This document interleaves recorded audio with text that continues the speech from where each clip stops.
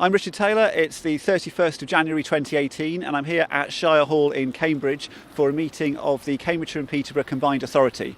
That's a group of people chaired by the Mayor, and the members are the local council leaders from the councils in the area or their substitutes. The main item that's got me along today is discussion of the future transport for Cambridge and proposals in particular for a three-carriage Bendy-Bus. So a three-carriage Bendy-Bus system which may be driverless as soon as the technology allows, and I'm very concerned about the safety impact if we got that kind of vehicle running on the streets of Cambridge. But I also want to be able to comment from an informed point of view on how we're going to deal with transport in Cambridge in the future. So that's one reason I've come along to listen to what is said today. One of the big problems we've got today is that the papers for this item, the key item, weren't published until just a few days ago. It'd be interesting to see how the Mayor deals with that and whether he gives any justification for considering this item with urgency, or whether I've asked our local representative, Cambridge representative, to consider delaying consideration of the report and actually to ask for a better report that covers a lot of the omitted elements from the current report. And one of those key omitted elements is a safety consideration of just how dangerous will it be to run a three-carriage Bendy-Bus, which could be driverless, driven by computer, on the streets of Cambridge. There are other key emissions too, such as emitting sites where people work in the city and sites of planned new housing from the proposals. Interestingly, there's a private briefing meeting. So this is the council chamber at the county council. It's empty, but it is set up for a citizenship ceremony later on today. So perhaps that's why it's not being used for the combined authority meeting. But as this room is set up for live streaming, I think it would be a better choice of venue for the combined authority meeting. Good morning, ladies and gentlemen, and welcome to today's meeting.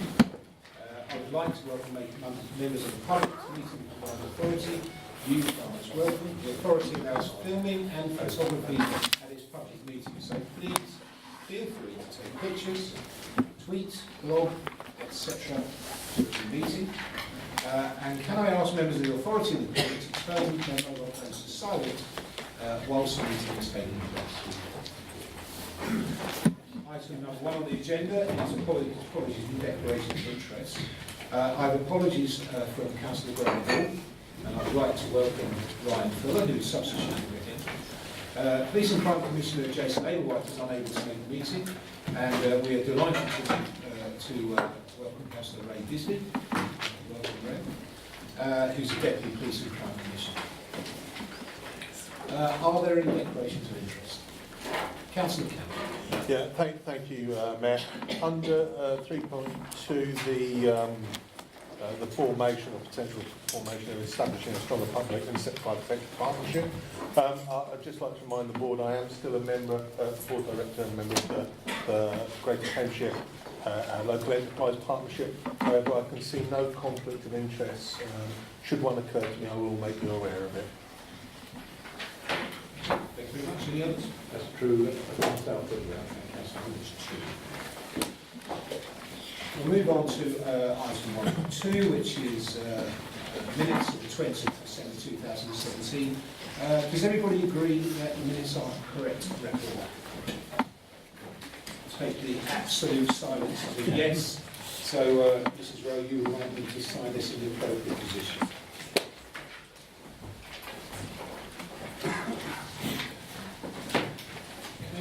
Item 1.3, we've had no petitions. Item 1.4, we have received 2 sets of questions for today's meeting relating to, you won't be surprised to hear this, the Mass Rapid Transport System. I propose that we take public questions just before item 2.1 on the agenda. I think that makes more sense rather than have a discourse between now and then. One of the sets of question members also arrived late, and I propose to suspend standing orders to allow those questions to be answered today. Do I have your consent? Yeah. Okay, thank you. So we will call forward the members of the public at this appropriate time. Item 1.5 is the forward plan, and the forward plan is published on the website and is updated regularly. It was most recently republished on Monday. Members are asked to note the contents. Item 1.6 is corporate governance framework, and I would like to invite the accredited legal counsel, monitoring officer Kim Sawyer, to introduce this item. Thank you, Kim. Thank you, Chair. This report relates to work that we have been doing in the governance team within the Combined Authority, working with the Audit Committee to bring forward what are essentially some the remaining elements of the governance framework that is necessary to ensure that we conduct ourselves properly as a Combined Authority. So what we have before you today is the member complaints procedure. This is a procedure which complements the Code of Conduct. So the Code of Conduct was published with our Constitution last year.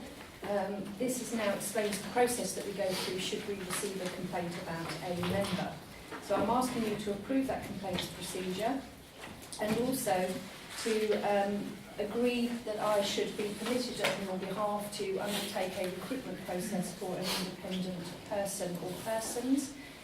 An independent person is an essential statutory requirement for the Code of Conduct, and essentially it allows members or myself to consult with somebody who is independent of the Combined Authority when giving advice about moving through an investigatory process.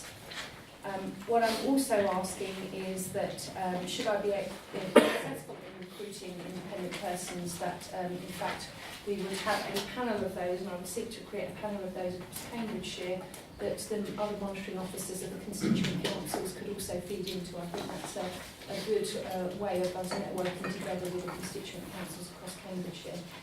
And also, I'm asking you to approve a small allowance for any independent person or persons that are recruited. And the purpose of that allowance is to cover the reasonable expenses over the course of the year for that independent person supporting the process. And then finally, all of the decisions I've asked for up to that point are simple majority issues. But I am also asking you to amend the Constitution so that we can include that member's complaints procedure within the Constitution. So that's the first thing I'm asking. The second is a corporate complaints process. So we are required to have a corporate complaints process. This is essentially how we interact with our public when they're not happy or want to make inquiries about the way that we conduct our business. And this relates more to the services that we deliver rather than the conduct of members on the board. So I've been negotiating with the local government ombudsman about the development of that complaints process, and we will then, following today's meeting, if you approve that, contact the ombudsman to confirm that that process is now in place, and we'll go to our website. And then finally, our data protection policy and freedom of information policy is there.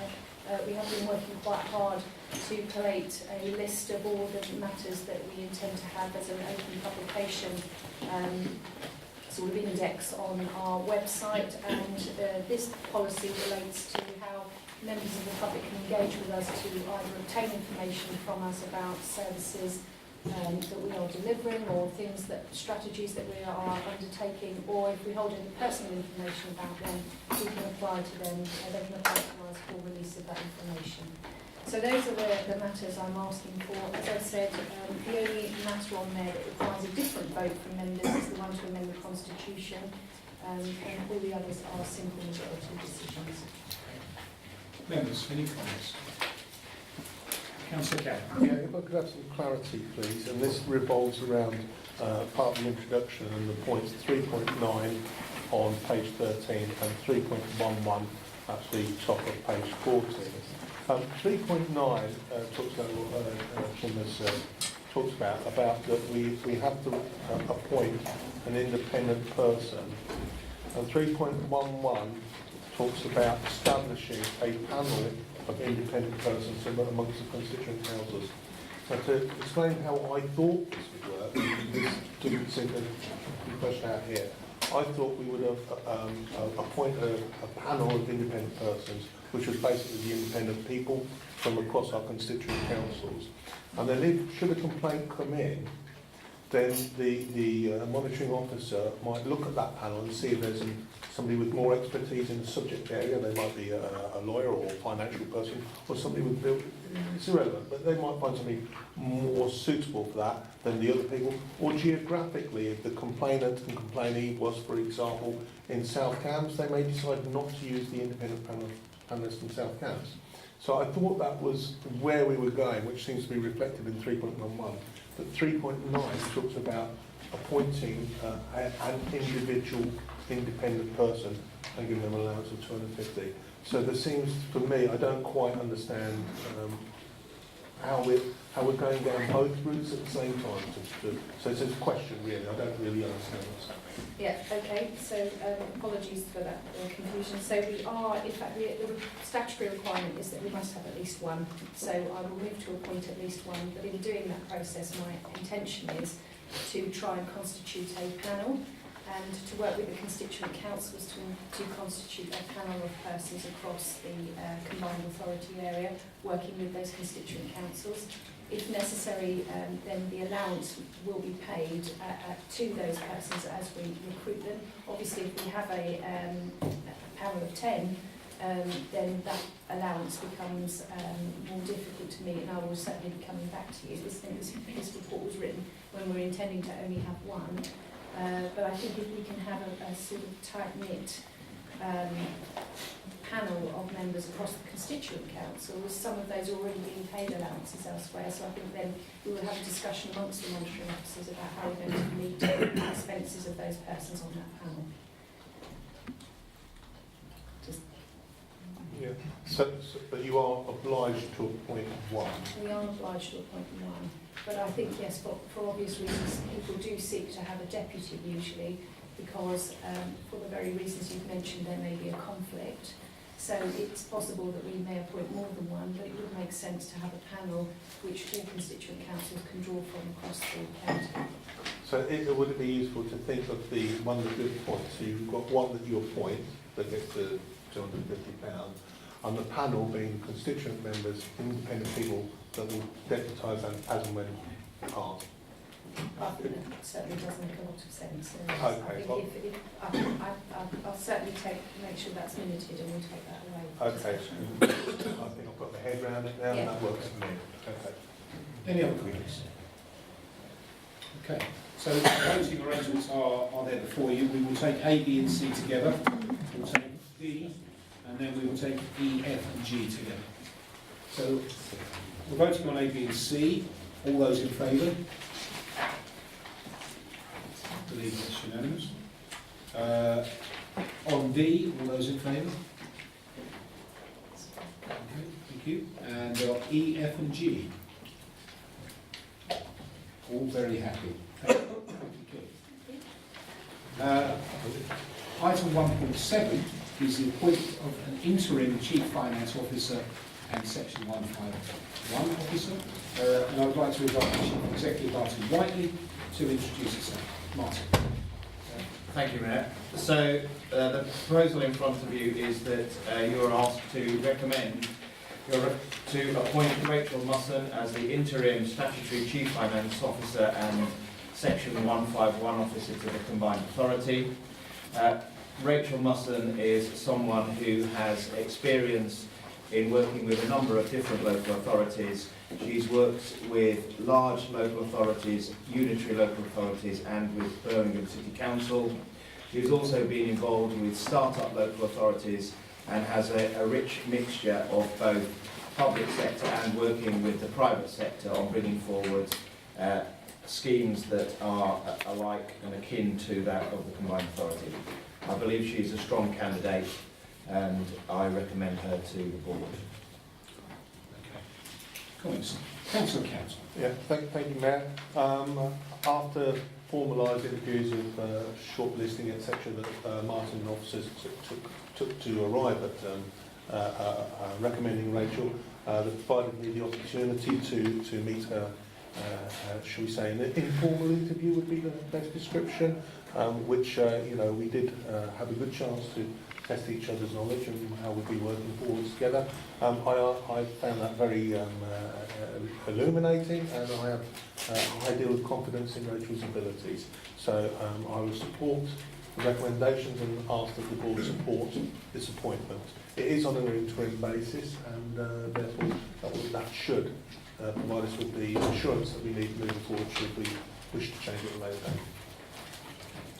Yes, Jess. I just wonder what the process was for appointing a substantive. So can I say? Yes, of course. Further in the papers, there are proposals about bringing forward a new structure that brings together the combined authority and the local enterprise partnership. So my intention was at that point to also bring to this board proposals about how we deal with the specific senior posts in the structure if it's agreed moving forward. Any further comments? I wish Rachel all the luck, third time lucky. Absolutely. First you don't succeed, as they say. So, simple majority of members, all those in favour? Thank you very much. I just would like to add that Rachel obviously will be working for us, the Combined Authority, and for what used to be the Local Enterprise Partnership. It's another example of how we can streamline by sharing our services between the two authorities, and I think it's absolutely the right way to go. Thank you.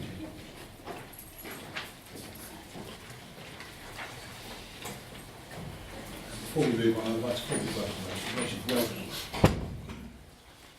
Item 1.4 is the public questions section, so I would like to invite, first of all, Mr. Michael Page to the table. Welcome, Mr. Page. We are very pleased to have some public questions. I believe, I may be wrong, but I believe you are the very first member of the public to address the Combined Authority with a question, and so on. Well, that's a high honour. Thank you so much. You have the question in front of you. I will read it within 2 minutes. On 8th December, Mayor Palmer was reported in the Cambridge News as welcoming the consultant's report on the rapid mass transit options appraisal, declaring that he was, quotes, very pleased with it. Various illustrations taken from the report were also included in the article. However, 7 weeks later, up to 5:30 p.m. on Friday the 26th, before this meeting, the report, which was omitted from Appendix 1, had still not been published on the website, nor had the consultant's brief in Appendix 2, for which an expenditure of £600,000 is proposed. So my question's in 4 parts. 1, if the Mayor was so pleased with the report, why did he not share it properly, in full, with the rest of us, instead of a premature release to the press? 2, are members of the board satisfied that they should be making important decisions today on this agenda item when key documents have not been made available in due time to the public? To do so would breach government guidelines on transparency, which state that no item could be considered if it, along with background papers, is not available for inspection by the public with 5 clear working days' notice. 3, do members of the board have an understanding of how the £600,000 figure has been arrived at, and that it represents best value? And finally, do board members believe that the process we have witnessed will gain public confidence in this new public body? Thank you, Mr. Page. I'm going to answer them one by one, as you would expect. And the report was published on the Combined Authority website on the 26th of January, of course, that's 5 days before this meeting. Decision that I made... that was late. Excuse me, Mr. Page, I listened very carefully to your questions, and I hope you will listen very carefully to my answers.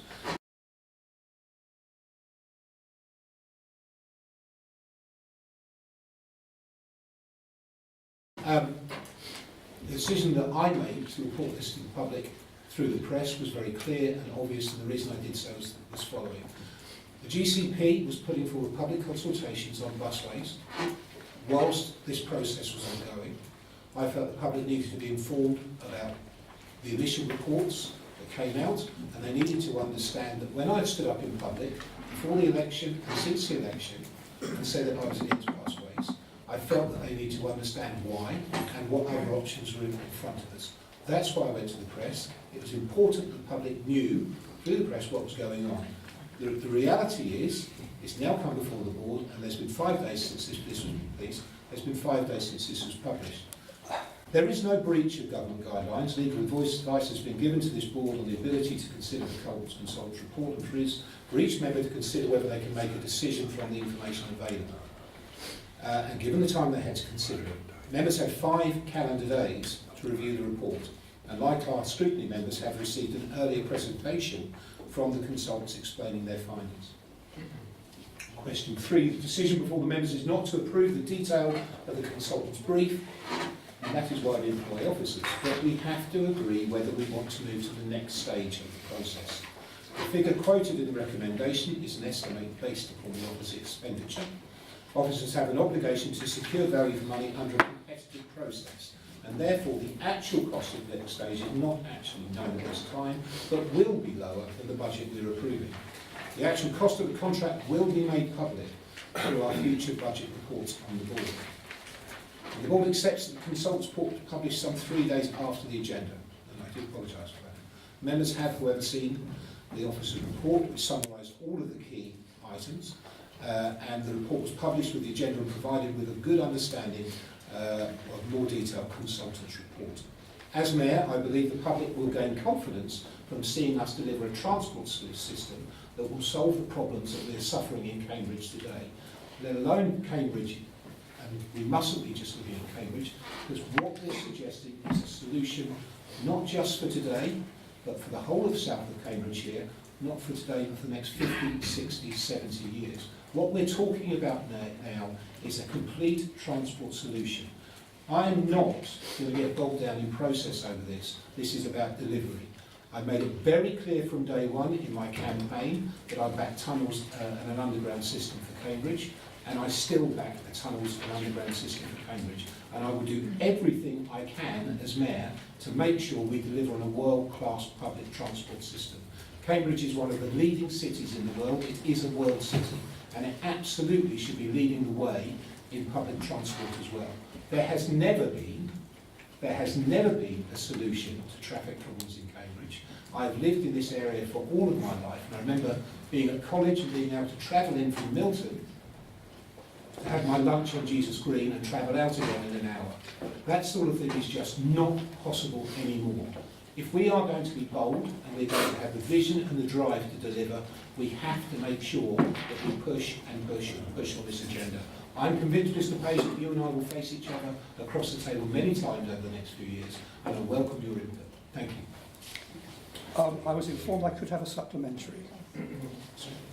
Yes, okay, thank you. You mentioned you're not so concerned with process, and that came up quite a lot in recent days in the public domain on Twitter. And that was responded to by one of your fellow members who's here today, and quote, he said on Twitter, we'll build the innovative transport solutions, you check the paperwork, which is pretty much what you said, I guess. And then we've seen yourself appear on television making remarks about City Council and telling the public that the City Council are using the homeless as a political tool against the government. Now, I'm a member of the public. I'm rather concerned that the attitudes that we're seeing in these two areas, I mean, is this going to be the tone of what we get from here on with the combined authority? Is that what the public can expect from this combined authority going forward? What the public can expect from this combined authority is delivery on its major projects. I think that says it all. Thank you.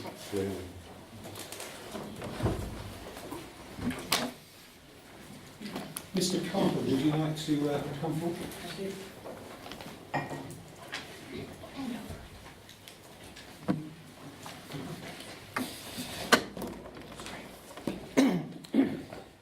Welcome, Mr. Coven. I'm rather disappointed you didn't bring your dragon with you, but maybe another time. And the floor is yours. I'm here. You're not dressed in purple, don't you? No, not today, saving the dragon for another meeting. I was hoping that a representative from the consultants was going to be at this meeting, but obviously I'll address the points I have to the board. I've been I'm speaking on behalf just of myself here, and I've been on public record saying I fully back the Mayor 100% to deliver a light rail underground for Cambridge and South Cambridgeshire, and I still stand by that, in particular on the as envisaged by the Connect Cambridge model. So when I stumbled across the report, I thought the consultants let down all of you in the quality of that report, given the budget. that they had. In particular, I did not see in the report anything on the history of how previous public transport and traffic mitigation schemes have worked, including this wonderful book which has just been published. I didn't see any forward projections in relation to tourism in terms of previous studies done on tourism, what the current levels of tourists are, and what those projections are likely to be in the next 30 to 50 years. So really my point is with this report is it's incomplete, similar to the critique given by the Smarter Cambridge Transport campaign, whose petition I've put up online at their request, which has had 289 signatures at the last count in just over 24 hours. So my point is that actually the SDG group should really either withdraw the report or issue a supplementary document to you, Mr. Mayor, and to this board to enable you to make a more informed decision, because the risk may well be that we go down a route where we just have an extended guided bus style transport scheme with tunnels, rather than this wonderful light rail scheme that I was led to believe we were going to get. So I'll leave it there. Thank you, Mr. Clapper. Can I just want to set out what the report did. The report studied the options between different transport solutions. And the report has recommended a brand new system that I didn't know was in existence a few months ago. You're right, I mentioned light rail as a particular option, and until I saw this option, I believed it probably was the right way. However, I did also say I'm not married to light rail, and if there is a better way and a more efficient way of delivering the system, then we should look at it. Now, please don't be under the misunderstanding that we asked the people to put together a high-level report considering routes, considering future traffic flows, considering growth, tourism, all these things. There are other studies ongoing that we're working on, and I'm sure that the routes that we choose and the future study that we look at, the next study, will get down in the detail of exactly what you're saying here. What do I want to see from this? I want to see a world-class transport system delivering people in their many hundreds via a tram system that goes under the city of Cambridge. This system will be on dedicated routes. It will not be a busway. It will not be a guided bus or anything like it. Just because there are wheels on a tram doesn't mean it's a bus. Otherwise, the metro system in Paris will be a bus. And we know that's not true. So I understand what you're saying. I really get what you're saying, but believe me, the detail will come in the future. Okay, thank you. And really, I guess just to urge you to ask the consultants when they go back again to really look at the history and the lessons learned of previous schemes and why they didn't go through, because I've been going through this myself in the archives downstairs, amongst other things, and there are some really useful lessons learned from schemes, even going back as far away as the old Cambridge tram that we used to have, and the plans to electrify that tram that didn't go through. Ditto with the previous tourism studies done by the County Council here and by the City Council. I think there is, as you go forward, I think those previous studies, and in terms of how accurate they ended up being with their predictions, will be very, very useful to you. So I'd recommend that your officials and those who are advising you really study those and ensure that you're, you can make decisions informed on them. Thank you. Thank you, Mr. Carpenter. Okay, so I'm now going to hand over to Councillor Clark, who's going to introduce the item. Keith Williams, our Transport Infrastructure Director, is also here to answer any questions in detail. Thank you, Mayor. Last summer, the board agreed to jointly fund a study into mass rapid transit with the Greater City Partnership. This study was intended to undertake a high-level strategic options assessment of mass transport rather than provide detailed options. This study has been concluded and a final report has been received from the consultants. This process, a new transit solution for Greater Cambridge called the Cambridgeshire Autonomous Metro, and for short the CAM, This is a vital step in achieving the combined authority's ambition for a bold mass transport solution for Cambridgeshire and the surrounding areas. This board paper sets out the key findings from this study and seeks board approval to commence to the next phase of the project. Whilst this is a key step in the development of the project, it is important to recognise that there is still much to do, and we should look to progress this as speedy as possible. The recommendations are set out at the bottom of page 43 and the top of page 44, and I'll hand over to the Transport and Infrastructure Director to pick up the points in the report. Thank you. Good morning. So the scope of the mass rapid transit study was focused primarily on Cambridge and the surrounding travel to work areas. It didn't look at the wider county. That is something that will be investigated further. Mayor, could we ask people to speak up a bit? It's difficult to hear at the back. Certainly. In terms of scope of the mass transit study, it was focused largely on Cambridge and the surrounding travel to work areas. The intention is that when we develop the scheme further down, we will start to look at a much wider geography. The primary purpose of the study was to evaluate and recommend the most appropriate solution in order to support a number of key aims. That was support economic growth, improve accessibility and connectivity, and address current congestion and delays. The key findings was that it recognised there was some good work that was taking place in the city, some major transport schemes, but they weren't going to provide that seamless connectivity that would be provided by mass transit. So with that in mind, the study concluded there was a strong strategic case for mass transit in the area. Given the constraints on the network, primarily physical constraints, and the anticipated growth, it was felt that the city centre would struggle to accommodate significant increased bus throughput under the current bus configuration. So this pointed strongly towards a need for tunnelling.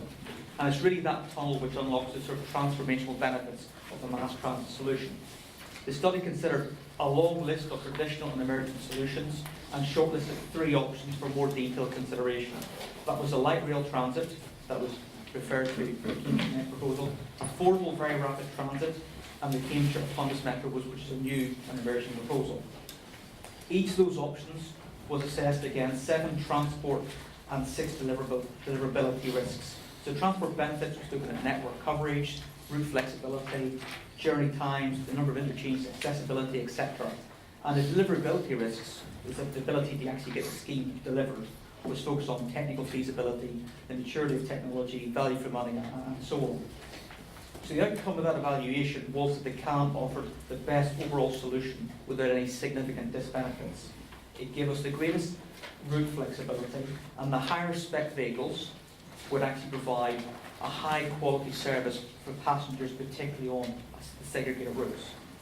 Of all the options that were considered, CAM was the most likely to achieve value for money and an operating surplus. And that operating surplus is vital because it increases the deliverability of the mass transit proposal and it's most likely to attract private sector investment.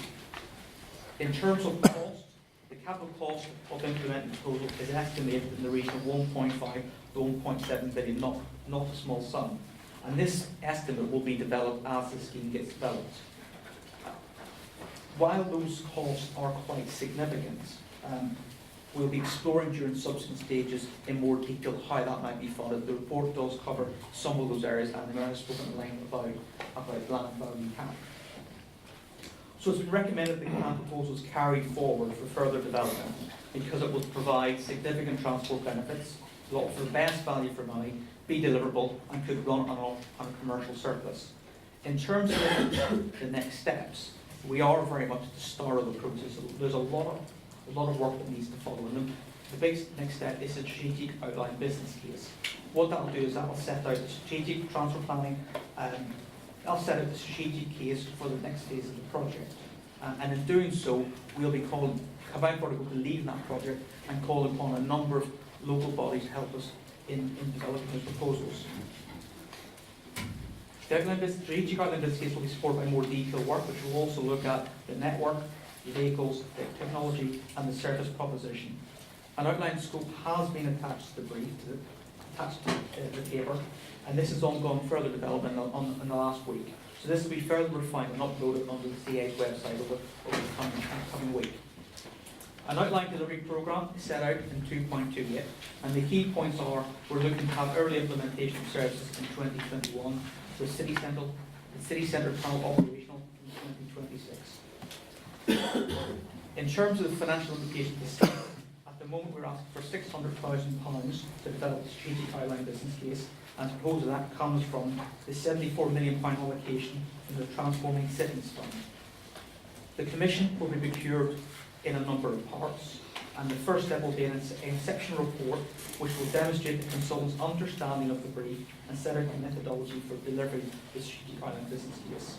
The consultant will be expected to provide a detailed fee proposal, a programme risk register, and a strong project team. Nothing further to say. Thank you, Keith. The floor is open. I thought for a second I thought nobody's interested. Councillor. I support taking this project forward on the basis of the document. There are clearly a range of issues that have been raised, and in the time available I've been able to look at alternate issues and comments, and so I hope that some of the feedback, and I would want the feedback that's come in since the report to be part of the phase 2 look by the consultants. I think without going overboard into making a speech, the busway didn't get a solution of getting people in and out of the centre of the city. The Great Cambridge Partnership has been working on routes, and there's a need for consistency there. It also was looking at the affordable, very rapid transit scheme, which this report has assessed is not the optimum. We clearly do need in this city to have high quality transport that gets people in and out of the centre. So I want to see us working closely with the Great Cambridge Partnership, and I have an amendment to move which I could just state the wording of, and then maybe paper, and I hope that there are paper copies that will be coming round. So effectively, there's a need to align the work that Great Cambridge Partnership are working on, and support the taking this forward rapidly. So the wording that I'm proposing and is being circulated is that the combined authority agrees to liaise with the Greater Cambridge Partnership to ensure that the Greater Cambridge Partnership's current and future plans for high quality public transport corridors are consistent and readily adaptable to the emerging proposition for a CAN metro network. And the reason for that is, as you say, depending on how this progresses, there will be a need to look at how the routes are developing under the Greater Cambridge Partnership proposals out of the city into the surrounding area. As you also say, it has to have that wider benefit, because in terms of strategic growth, we want to see growth further away from the city, including to take the pressure off Cambridge. So that's the amendment I move. While talking, obviously I'm interested perhaps to get from the Chief Executive or Mr McWilliams just a bit further understanding about how the money that is being allocated to the next phase will work. Just a couple of brief points. One is clearly, as has been stated, Mayor, that this is a sum of money, and it's about how is that being used, what the stages, and the need for a strong brief for those consultants, and also the fact that whilst I recognise the work of SDG, I think they've done an excellent job here. It may well be that there are other consultants that need to contribute to the next phase, including on the critical issue of funding. Thank you, Councillor. Chief Executive, do you want to answer do you want to Lewis's directions? So I think there are a number of points to make about the work moving forward. The first and perhaps most important point is that in accordance with the assurance framework within which the combined authority is required to operate, then we will follow the Treasury guidelines for the development of a strategic outline business case. And the features of a strategic outline business case are clearly documented and set out for us. So we will be following that process literally. So that is the first and most overriding point. And what we have done in developing the brief further and in consultation with partners across our area is that we now have a brief that we believe, first of all, is wholly reflective of the requirements of the Treasury and therefore ourselves in making sure that we're going to have a strategic outline business case that meets all of our requirements. The second point is that we recognise specifically that the work will require some fairly substantial financial modelling. And so to that point, we are considering how best we secure both development of the scheme and also the development of the financial appraisal that is of the highest order to sit alongside the transport consulting advice. And thirdly, we're thinking about the appropriate breaks that should be in the programme in order to provide this board and others with assurance that we are making progress in a way that allows for contributions to that progress as we go along. Okay. Well, Councillor Herbert has put forward an amendment, so do we have a second? No, Mayor, I would like to second the. I would like to second the amendment. You'd like to second. Thank you very much. So we will now discuss the amendments. Does anybody have any to say? Are we all happy? And I'll take a vote. We're all happy to take the vote. So all those in favour? Okay, I believe that's unanimous. Councillor Herbert, well done. Further comments? Councillor Topping, please. Well, actually, can I get some water and I'll defer to someone else while I just... Councillor Hodge, you were only a fraction of a second behind Councillor Topping, so you're the next I'll one. make sure it doesn't happen again. Over the last 10 years, as you will know, Peterborough has been in the top 4 of the fastest growing cities. And whilst we have a tremendous road network, it is beginning to shrink.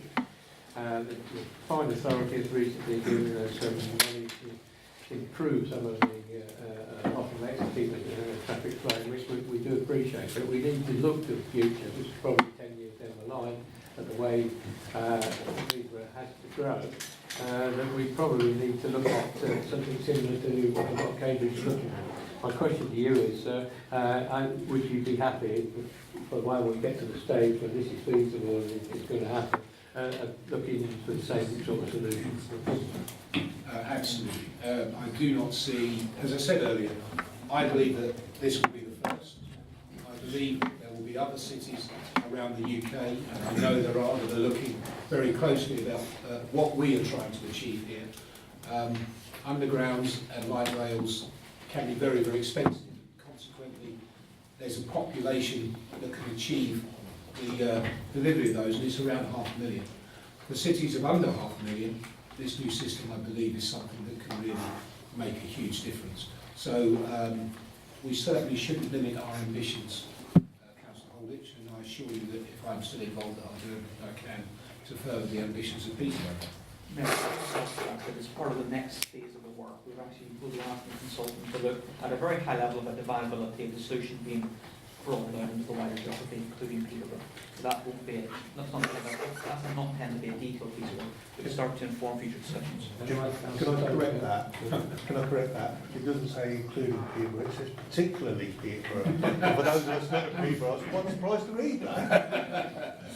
Consider it corrected. Yeah. Can I ask the timescale? That we're looking to bring something back to the board later this year. But to say that clearly there'll be a lot further work required to develop a proposal. Oh yeah, absolutely. That's why I'm asking now, because it's no good waiting until we've got it before we do anything about it. Councillor Topping, how's your pass straight? Well, I'll give it a go. So, thank you, Matt. I welcome this. First of all, I think it is a reasonably well-written report. I know that there have been comments that it's inadequate or poor or whatever. From my reading of it, I think it is well written. I I think this is important because there's been a lot of commentary about the growth in Cambridgeshire and Peterborough and about the need for infrastructure. And what it seems to me that this is proposing to do is to put the infrastructure in to keep pace with the growth. And it counters that concern, and it's a very understandable concern, that the growth, the houses come first and the infrastructure follows. And this is absolutely not what's going to happen here. I do wonder, Mayor, whether on the basis that Cambridge is always ahead of Oxford, that we ought to offer to share this with Oxford, because I'm assuming they must be wrestling with a similar challenge, but that's for later.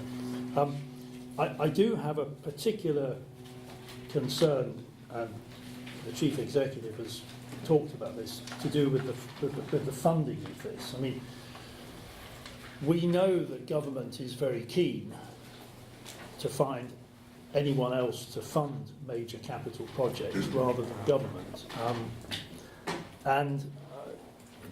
I've seen propositions from the Treasury that things like replacing the Thames barrier when it eventually needs replacing ought to be funded by the businesses in London who are protected by the Thames barrier. And there is some logic to that, but there is inevitably the point that these major capital projects will need a good deal of funding from a number of sources. So I will particularly want the strategic outline business case to be very strong on financial viability. I welcome the mention from the Chief Executive that there would be some form of tracking and gating of the money that's spent so that it comes back in an assurance framework. So we're confident that the progress is being made and that the 600k is being spent wisely. I was happy to support Councillor Herbert's proposal about and particularly about the phrase about things being readily adaptable, because we do have an existing infrastructure, and it's important that we take account of that and ensure that that is aligned and capable of being taken forward into this new proposition. Finally, Mayor, I would like to say that there is a balance to be struck between assurance and delivery. This is a vision. It is a very exciting vision. It is something that I'm very supportive of. I'm sure that the good people of Cambridgeshire, particularly those on Twitter, will keep us honest in this process. Thank you. Thank you, Councillor. Any further points? Councillor Catt, sorry, you did ask me, my apologies. That's fine. Thank you, Mayor. I've got a number of separate points. The first point being on the document decision-making process. So we had sight of the overall document within time, the public did as well, which, as mentioned, had all the key points, the supporting documents, background right there, but had a chance to look through those, and there's nothing that unduly upsets me. So it's for me to make a decision whether I can make a decision today.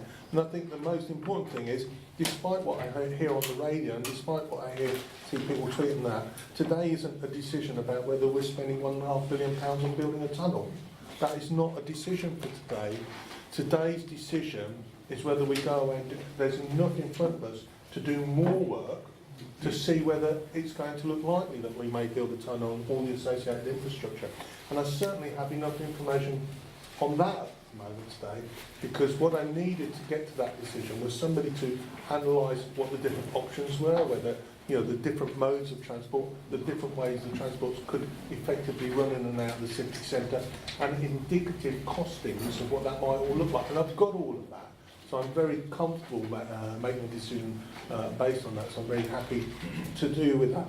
But there are questions about, what the public and the business want for us, and where their confidence lies. And I don't think they'll thank us for any undue delay. So we could ask for more information at this stage, and delay moving to the strategic outline business case whilst we cross every T and dot every I. But if I take some of the questions that I've heard, for example, why isn't tourism buried deep in this document? Well, we've got some facts and figures that indicate that the number of transports movements to the city centre are 28,000 in 2015 and they're rising to 33,200 in 2031. Now, I personally don't need to know if they're tourists or students or business people or new people moving the area. I need to know the overall number to know that we're designing a solution for that. So I've got the confidence there, we've got that. Whether the next business case, the next iteration needs to do a deep dive to see if they've got them really correct or if there's better information out there, that's fair enough. But at the moment, there's enough in there for me to know that it's the overall numbers I'm looking at. Where I'm particularly keen on advancing the next stage of the strategic outline business case is fine-tuning the cost of the capital and the revenue and the source of the finance. What worries me, and I believe the combined authority can work differently, is in other spheres. I've been working with Network Rail on a number of projects, and you start 1 year and you wait 3 years to get to stage 2, 3 years to get to stage 3, there are 10 stages in all, and every time you move from stage 1 to stage 2, you add another 0 to the cost of the project.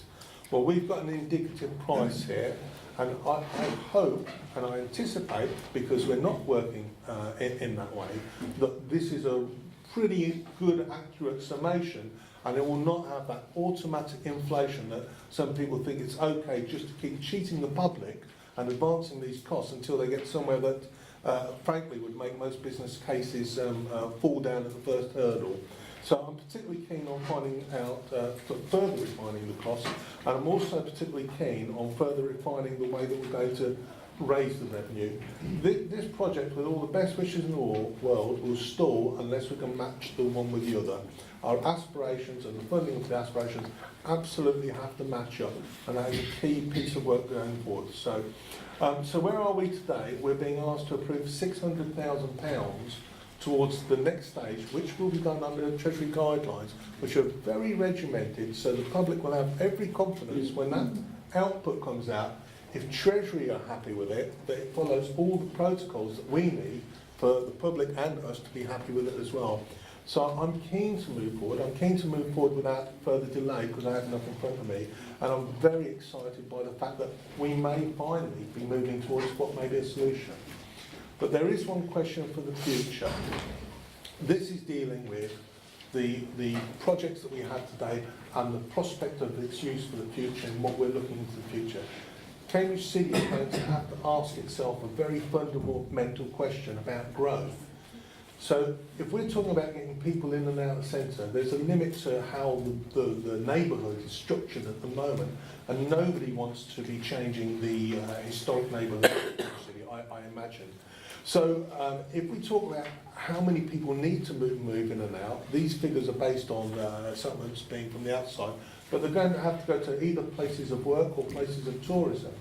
Now, I don't know what the aspirations are for the future, but if they're places of work, I don't think Cambridge City can develop the same lines of London and have a central core that starts off at 20 stories, 30 stories, 40 stories and goes ever higher.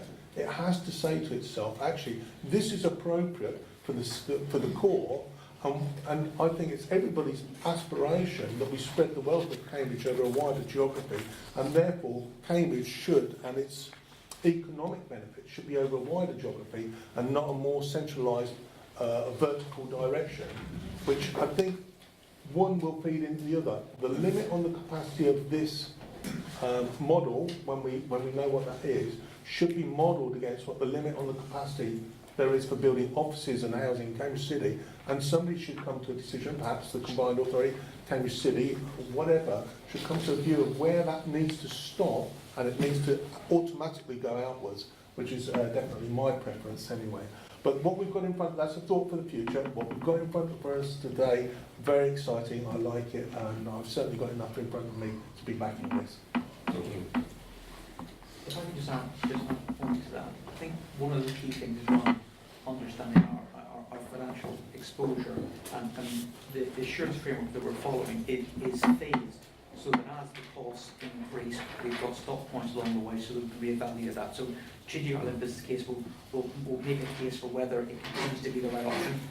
more detail will come in the outline business case, and again, the full business case will nail that down more fully. I think throughout the process, well, it's getting that right amount of check and challenge with our appointments, with the fresh figures to come through. So we'll be looking at an element of an independent check and challenge into those proposals. Okay, thank you. I think what we have before us is the first step along the road that has to be travelled. Cambridge has been compared to Manchester in the 1840s with its potential for growth and its economy. And what I don't envisage is a mass sprawl of Cambridge across the south of the county, and I don't think anybody envisages that here either. I take a point into account with you. Most people who come to Cambridge in the morning do not come into the centre of the city. Most people who come to Cambridge work around the periphery of the city, but getting across the city is virtually impossible, but sadly there is no other option for most of us.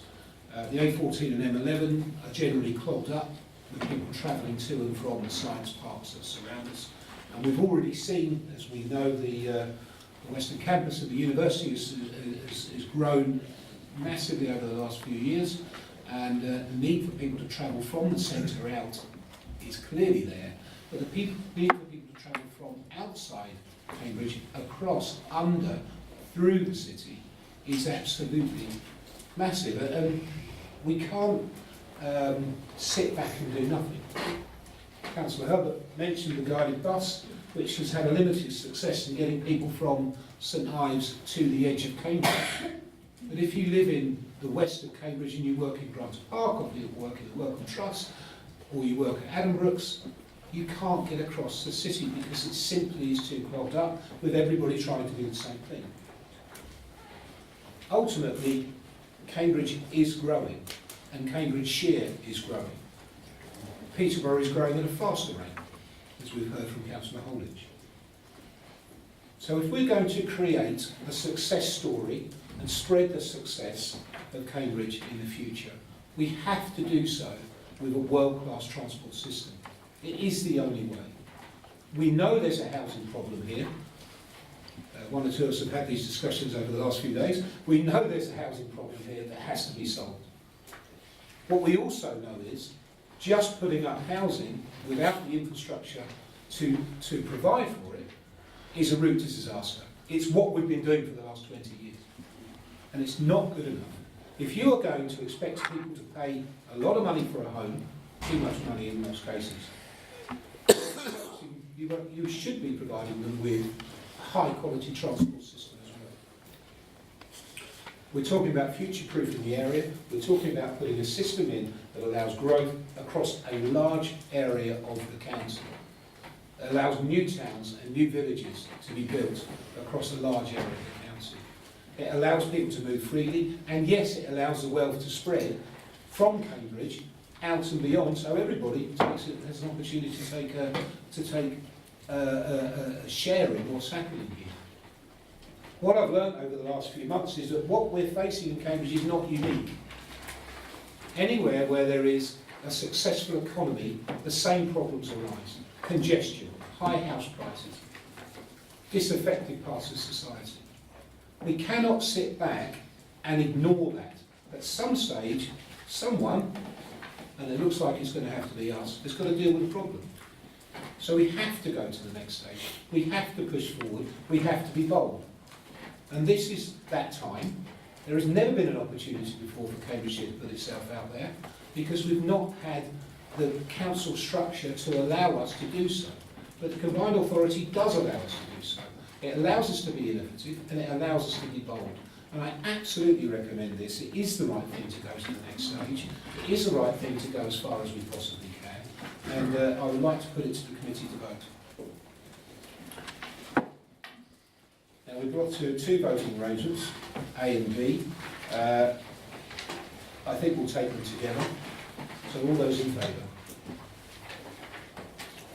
And that's unanimous, thank you. Item 3.1 is off-site housing manufacture. Members, please note there are two confidential appendices to this report. I do not think it's necessary to debate these appendices as we are only making a decision to this matter, but if you wish to discuss the confidential appendices, then 1 and 2 will be necessary to exclude the press and public, although most of them seem to be on their way now anyway. Councillor Topping, could I please ask you to introduce this item? Thank you. Thank you, Mayor. So this in some ways is a slightly frustrating decision that we're being asked to grapple with, because when we first discussed this last year, we were conscious that there is a great movement, an attempt to try and use off-site construction as the means by which some real issues and problems in the building industry can be addressed. And particularly because we in this combined authority area have a significant housing challenge, and the question for all of us is, can the traditional means of construction deliver the level of homes that's required? So what this report gives us is some understanding of the immaturity of this particular sector of housing construction. And it tends to sort of say, on the one hand, there are some real opportunities here, and if you can get the pipeline working properly, you can be producing houses that are of an entirely acceptable standard. But then it goes on to say, and I think this is the point, that if you're going to deliver off-site modular housing at scale, you have to have somewhere to put them. And it makes the point a couple of times that you need the land, you need the willing buyer, as it were, to put these things on. And so on its own, this, without a wider housing strategy, will not work. And so for the moment, this report recommends, and I'm recommending to you, that we defer this. The final thing I would like to say is, I believe Councillor Count may want to help us out here and take us forward. We do need to get more to the bottom of what would work for modular homes in Cambridgeshire and Peterborough. And that may be some work that we can usefully do. But for the moment, the risks associated with, particularly for us going into a modular home construction business ourselves, are, in my opinion and in the assessment of this quite detailed report, too high. So what I'm doing is asking us to note this and defer the matter while further work is done. But I pause because I know that Councillor Count may have some helpful suggestions. Can I just sort of fight going on? No, I just want to have it noted that I have 2 sons that are in the construction industry and work for Kia Construction. Not that I've got to declare anything, but I'd like that noted, please. Councillor Count? Yeah, thank you, Mayor. So I'm going to say I was disappointed with the report because it didn't answer the questions I wanted answered. So it answered a lot of questions. It's very detailed. I've got no problem with any of the analysis going on about some of the concepts going on, but there were some core questions that I wanted answered. If you think about modular housing, if I think about modular housing, and certainly the report does, it goes everything from a timber frame right to, shall we say, the German modular Bauhaus, where it all arrives, and you put it up and it's done, including your toilet fittings, your tiling, etc. And it lists all the companies that are engaged in that. And the question that I wanted to know was, I already know before this started that there's nobody doing this at scale. There's nobody knocking out houses, 300 houses a year, which is an indicative number of that.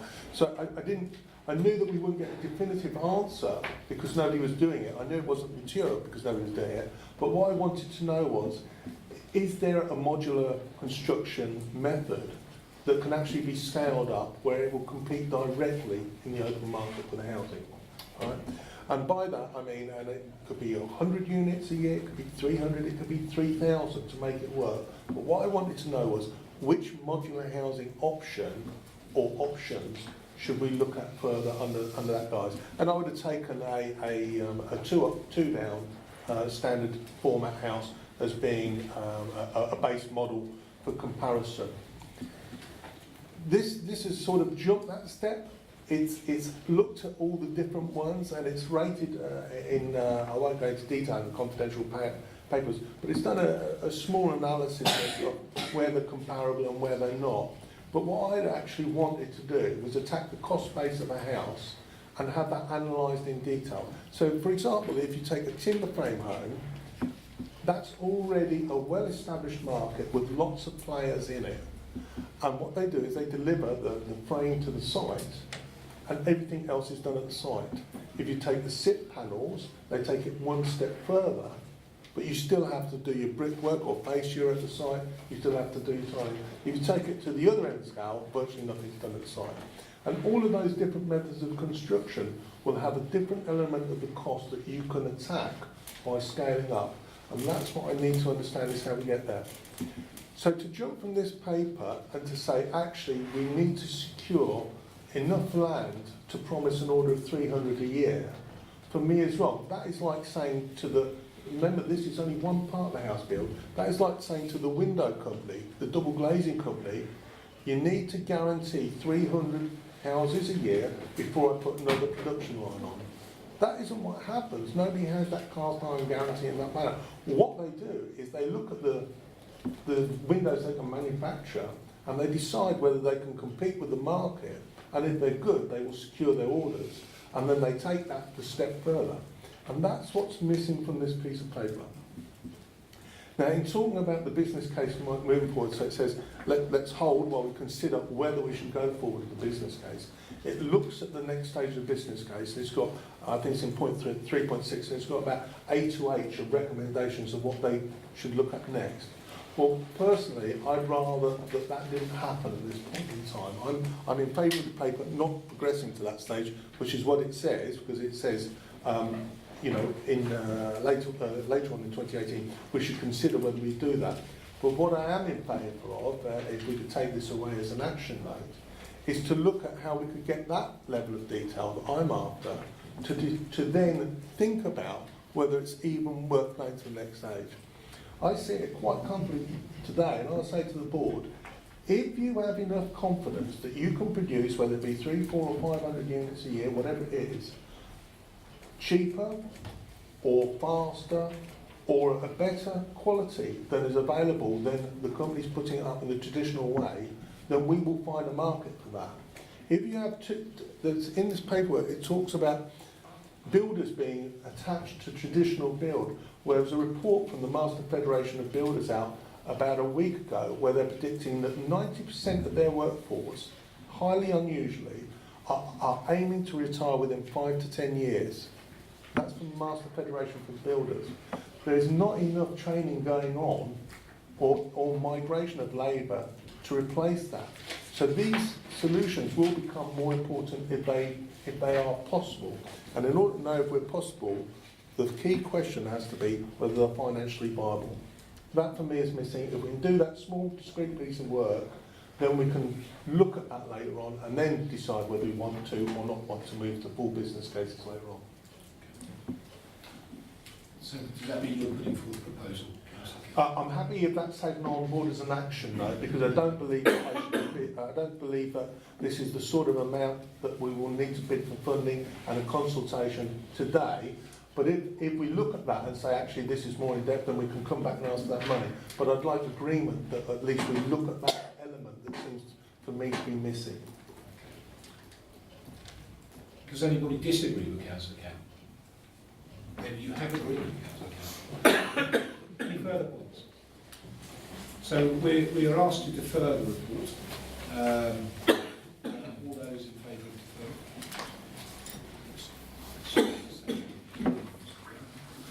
Item 3.2 is establishing a new stronger public and private sector partnership in Cambridgeshire and Peterborough. board. And I would like to invite the Chief Executive both of the Combined Authority and of course Martin White to introduce him. Mayor, if I may, the first item relates specifically to the Chief Executive role. I think in the light of that, I should leave the room and hand over to the legal counsel to take that item, and then, subject to that decision, I'll return and deal with the rest of the paper. Okay, thank you. Thank you, Mayor. So we had as you'll be aware, there was a quite comprehensive report came before the board in December of last year. And that report aimed to build on two things. One was the letter that had gone from the Mayor to GCP offering to work with, I should say the LEP, not GCP, that gone to the LEP offering to work in a different way with them to develop a better working partnership across the Combined Authority on the LEP. And the second of those was the decision by the LEP board on the day prior to our meeting that they would in fact take steps to complete a voluntary liquidation of their business. And so the proposals came to the board that we would start to establish a new local enterprise partnership in this area, and that we would look to have a greater working relationship with that new LEP, and that we would become the accountable body. And so the report before you today is the first step in building upon those decisions made in December to look at how we can create that better working relationship. And we discussed really two things that would promote that. And the first one is drawing together our strategies so that we would have a single umbrella of strategic working that both the LEP and the Combined Authority will be focused towards. So the decision making to be made would come within that umbrella of a single set of strategies. And the other way we looked at joining up better across the two bodies was to create a single staffing structure. And of course, if you are going to look at creating a single staffing structure, it was mooted in the December report, but we're asking you now today to consider that more fully and to begin that process with a shared chief executive role. Now, that is a shared chief executive role that we're asking you to consider in principle at this stage, because subject to you agreeing on that, the report also proposes that we take that through the employment committee to look at what would be a suitable level of remuneration and to sign up a job description for that role. But we are saying today that if you can agree in principle to the shared chief executive role, then that really allows us to start to set the framework for that shared staffing team across the LEP and the Combined Authority. So we can bring a further report to you in February outlining what that might look like. So that's really the decision we're asking you to make. Thank you, Kim. Views? Councillor Hodge. I would actually support that, because I think when we looked at this initially, by putting a backroom staff together and that sort of thing, we could save for the person about £300,000 a year as well. But with Martin in particular, he does listen, he does consult, and I think he's ideally for doing both jobs. So I want to support that. Councillor Kim. Yeah, thank you. As you know, I did record that I'm still currently on the LEP. We did propose this, John, myself, Robin Howe. You know, when the Combined Authority came along, we said to the LEP, because obviously the new strategic direction the Combined Authority is able to take us, we already see examples of where the LEP sits inside in London. That made absolute sense to cut down bureaucracy, have a single staffing sector. However, whether it's because the problems that the LEP was having at that time or whatever seemed to lose its way, but they never embraced that. And it seems very surprising to me, because the one thing I always hear from the public, and particularly from businesses, is cut out bureaucracy. You know, and I hear that all the time, yet there we were trying to drive it forward through the LEP, and we were unable to have any success. However, moving forwards, jumping forward a step, it is in front of us today. I totally agree with this. I do think the one thing that is important, and I don't want this message to be blurred or lost by this, which, you know, some people have managed to do, is the new LEP will have be a partnership between business sector and the public sector, and it will have a strong and powerful voice, and rightly so. And there's no dilution of that by having it in or outside alongside this organisation. It has to be strong. We have to work together with them. In this geography, Cambridgeshire and Peterborough, you cannot get access to a better business voice than around here, and that was lacking in the past. At this present point in time, there's no real strategic economic plan for Cambridgeshire and Peterborough, and the strategic economic evidence base that was being built up was stalled and unfinished. And it's something that now the government has indicated through the new industrial strategy that its combined authority with the LEPs, and in this case here, will drive forward these. And I look forward to the fact that we will actually have some strategic oversight that will drive forward the economic base of this, and this aligned structure will really help that. So I'm totally in favour, and I'm really glad that after such a long time we're able to deliver a cut in bureaucracy. As you know, Cambridgeshire and Peterborough, we already share a chief exec, we share a lot of our senior teams, we've got structures that are moving forward to share that even further and drive down the cost and duplication. And I envisage this going forward on the same scale, and if it's successful, we'll be very, very happy. Well, I couldn't agree more. I think that this is where we should have been. I did make the offer to the previous chairman of sharing our services. I know you did so through the committee. I think this is the right way to go. Let's not forget the whole point of this, why we're involved with the LEP in the first place, is because the finances, the government's trust in the LEP's governance and their financial arrangements was lost because, I frankly, it was all in disarray. The reason we got involved is to unlock the money that is due to the people that we represent. And my aim for this, clearly, and Councillor Roberts will be the initial chairman until we find a business representative, is to unlock that finance, invest it in business in Cambridgeshire and Peterborough, and continue to lift the area up and keep our economy strong. That money's not been available. It's £38 million. That's a vast amount of cash that could have been invested and hasn't been. And this allows us to do so. So we've got a simple majority of all members. I haven't heard anybody speak again, so I will be prepared to take A, B, C, D, and E together. Well, Do you want to bring up? I thought we had to vote on Martin I first. think we're just going to take the vote on item A. A first, okay. I didn't know whether you wanted to Martin will read come back to it. you. So we'll vote on Martin first, which is A. All those in favour? Okay, excellent. And we'll I don't know if it's difficult to speak.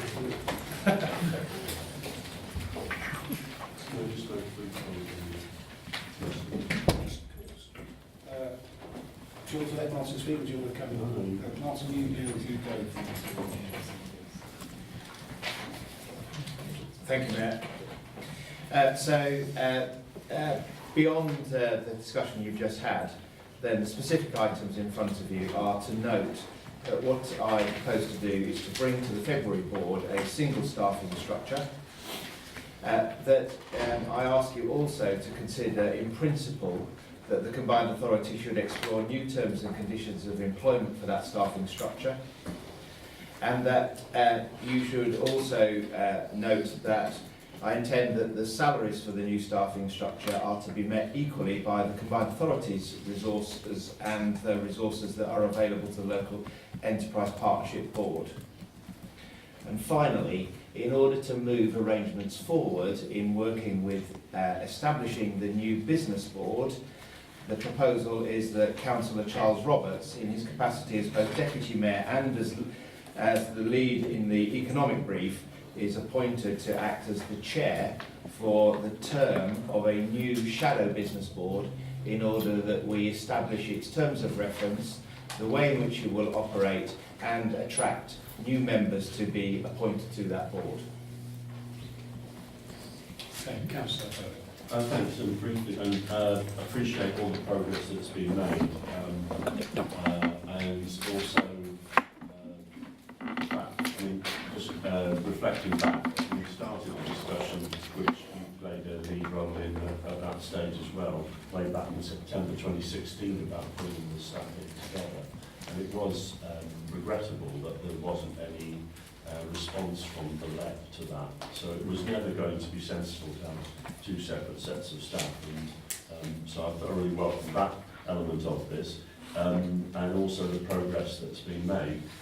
As I raised in December, I'm keen that there is a sort of an independence about the business board, and I I welcome the fact that Charles is taking a lead in setting it up, but I guess probably just for the sake of clarity, it would just be useful perhaps if Charles could just say how he sees that role and the degree and the kind of shape of the business board and that would result from that work.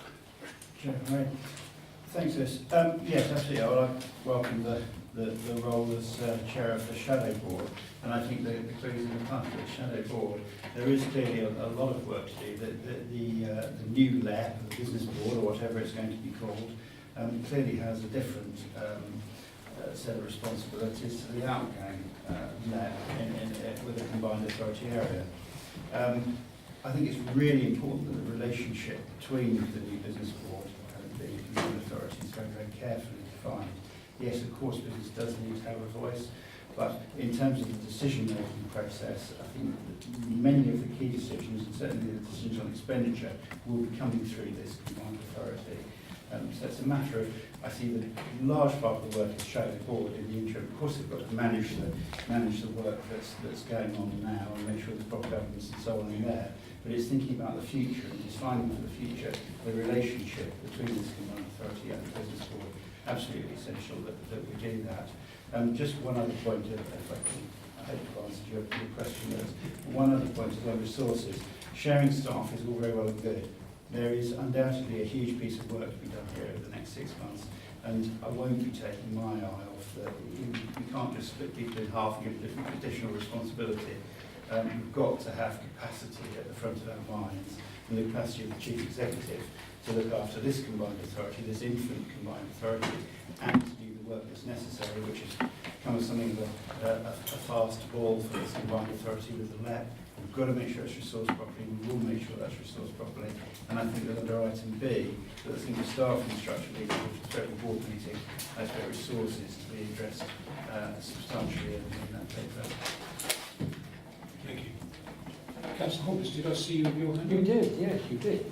I'd like an explanation on D, please, because I think that's how you could meet the cost equally.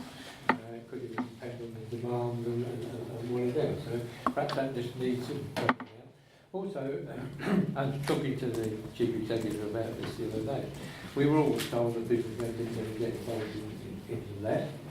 And I think since we've been involved in this, there's a lot of people coming forward, big business people, the right people, to get involved. But when I do need some assurance, and then it's going to be balanced, because I think one of the frustrations that I had was that it was too Cambridge-centric in terms of business people.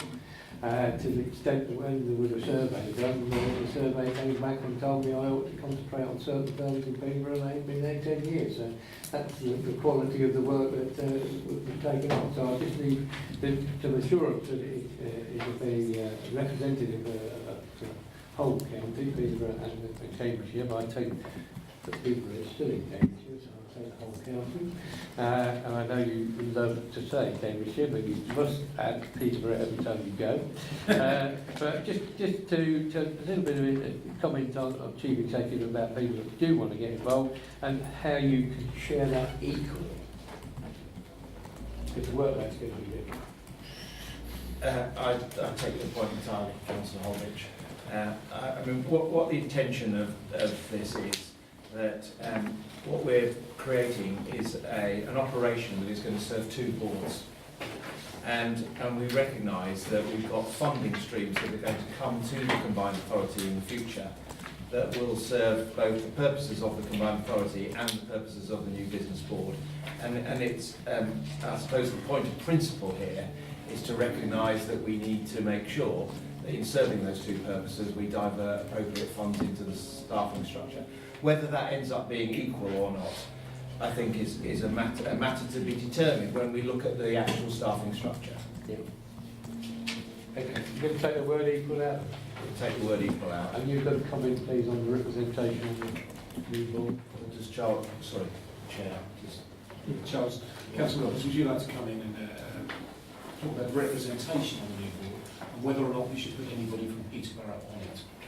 No, not what I Yes, we'll keep part clearly of the shadow board once we define exactly the relationship between the new business board and this combined authority will be to make sure there's proper representation, not only geographic but across sectors as well, to make sure there is again proper fair representation across the piece. Fundamental part of the responsibility of the shadow board. I take it as you. Thank you. Thank you, Councillor Holdridge. Councillor Holdridge suggested that we take the word equally out. No, it's are met. It doesn't say shadow, it does say equally. So it would mean that item D was that the salaries for the new staffing structure are to be met by the combined authority and the new local enterprise partnership board. We don't need a second for that, Mrs. Rowe, if everybody's in agreement. Which he is. Yeah. Is everybody happy with that? Okay. Thank you, Councillor Holdridge. Do we have any further comments? So I will take. Sorry for my haste over, by the way. Conscious of the clock. I will take B, C, D, and E as one, and equally is not in D. Sorry, Councillor Holdridge. That's correct. Can you vote? Yes. So appointments by, as you know, internally, the councils always generally vote on appointments to external bodies or other parties, even though councillors are present in the room, and that's usually first obviously done when you get to the annual council. So yes, the answer is you can, but you might just Not want to. Well, to share Councillor Roberts' blushes, I will take B, C, and D. We've got a separate vote for each. How's that? So B, C and D, all those in favour? And for E, all those in favour? Abstentions? Thank you very much. Thank you all. The date of the next meeting is 10:30 on the 14th of February at Civic Suite Room, Bendy-Bus District Council. And we look forward to that with great relish, and I now declare the meeting closed. Thank you. So the chamber is still empty. So the proposals for the 3-carriage autonomous Bendy-Bus were unanimously approved after a relatively brief discussion and no discussion at all of the safety implications of running such a vehicle on the streets of Cambridge.